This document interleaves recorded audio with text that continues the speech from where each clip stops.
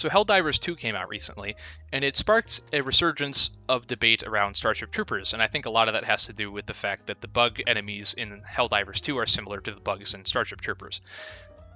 And I want to talk about Starship Troopers and Helldivers 2 together for a little bit, mainly about how you interact with media. And I'm not telling you what to think about Starship Troopers or Helldivers 2 specifically, but I do want to say that if you go through these types of media and do not engage at all with what they're trying to tell you, like in Starship Troopers 2, Starship Troopers specifically, Paul Van Haven, the director, was trying to make a critique of fascism, or at least right-wing authoritarianism.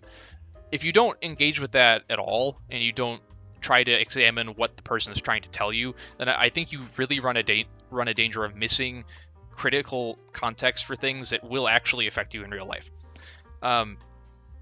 Some people have said that in Starship Troopers, they're not actually portraying a fascist dictatorship, and it's actually more akin to a Roman Republic, with very with state service in the military being the thing that you need to advance in society. And there's definitely some merit to that. Although I don't think it's as much as the people promoting it would like.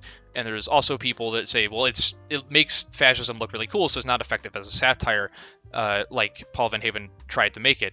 And again, I think there's some merit to that point, but at the same time, I don't think it necessarily holds water.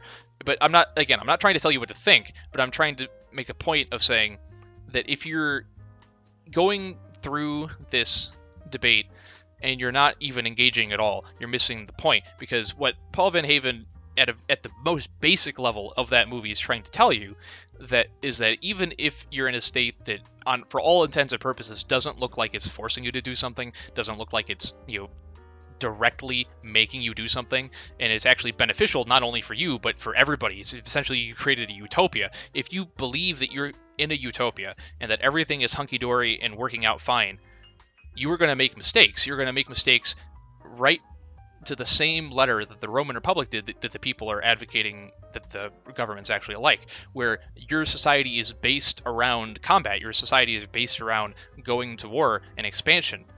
And if that's what's going on, you will eventually destroy yourself, like Rome did.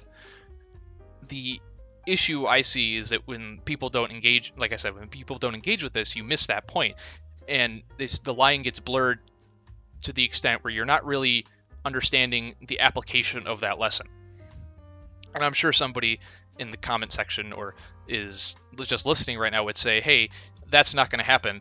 We are smart enough not to make that kind of mistake. We know what we're talking about, and we can separate the concept of a movie that talks about war against alien bugs and go, haha, that's a funny movie, but I'm not actually going to go out and try to spread freedom and democracy to space Vietnam full of robots. But I'm here to tell you that it's too late. We've already done that, at least as the United States.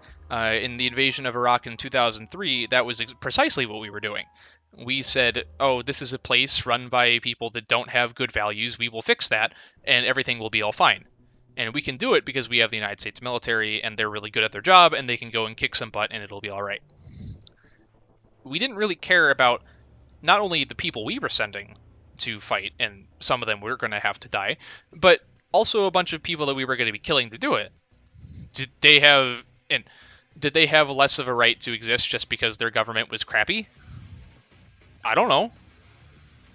But that kind of question doesn't come up if you don't engage with something like Starship Troopers. And I'm not sitting here trying to tell you that you can't like Starship Troopers, or you can't say that there were things that were good about there are things that are good about democracy, and there are things that are good about the United States. Because I like Starship Troopers, and I agree with both of those two statements I just said. But you need to understand what they're trying to tell you. You need to understand the warning. You need to understand the point of view, because you have to be able to check yourself before that happens.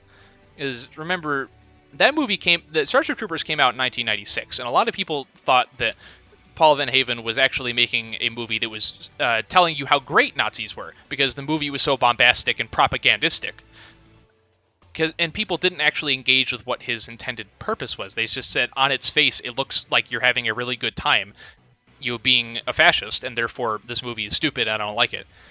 But really, people missed the point and then made the same mistake that the Roman Republic did, that fascist empires do, and even left-leaning authoritarian empires do. Although that's not really the point of the discussion right now. When they expand too much, they throw away people's lives, and no one cares, and that's really the main problem. Is that the life of the individual is thrown away by a state that doesn't care about them. And if we let that happen, then I think we lose something very intrinsic about how our government works, how the individual is supposed to be able to make decisions. For all the talk in Starship Troopers about the responsibility and the ability to choose of the individual, it goes away when the government doesn't care. And I'm not telling you to not like Starship Troopers or not like Helldivers 2. It looks like a fantastic game. I want to play it. I hope it'll go on sale soon so I can get it. But I'm trying to explain is that when you take the media and you are only going to engage with it as the game, I think you need to take a little bit longer of a look at it. And that's not to say that you have to agree with everything I said about those games. You can disagree with me. That's fine. I'm just asking you actually engage with it. And you actually try to understand what the game is trying to tell you. Try to understand what the movie's trying to tell you. Because that simple exercise of understanding what that perspective is, understanding what that lesson is, what they're trying to tell you, is I think that's enough. I think that's enough of something that you can do easily to tell you, to kind of clue you in, I should say. Clue you in onto whether or not you're making a mistake. Whether you are individually or your nation, your government. And I think the more we do that, the better off we'll be as a society. And so I think that next time you watch a movie that's really bombastic and might have a little bit of political messaging in it, really try to pay attention to what that political messaging is. And again, I don't want to tell you to do this just to ruin your experience watching movies. That's definitely not the point. But I think it's something that's healthy for you to do, something that's actually worthwhile, and something that probably give you a little bit better of appreciation for the movies themselves, because you see that they'll actually have a little bit more intelligence than you gave them credit for. Thank you.